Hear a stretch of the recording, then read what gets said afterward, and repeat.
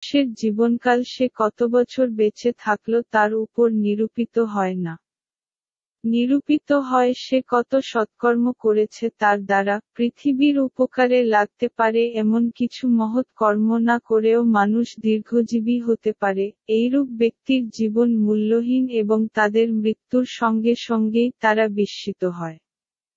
কিন্তু যে মানুষ মানবজাতির মঙ্গলের জন্য কাজ করে, সে স্বল্পজীবী হয়েও মানুষের স্মৃতিতে দীর্ঘদিন বেঁচে থাকে। যীশুখ্রিস্ট, শঙ্করাচার্য এবং বিবেকানন্দের মতো মহাপুরুষেরা অল্প বয়সে মারা গেলেও তাদের মহৎ কর্মের জন্য এখনো তাদের গভীর শ্রদ্ধার সাথে স্মরণ করা হয়।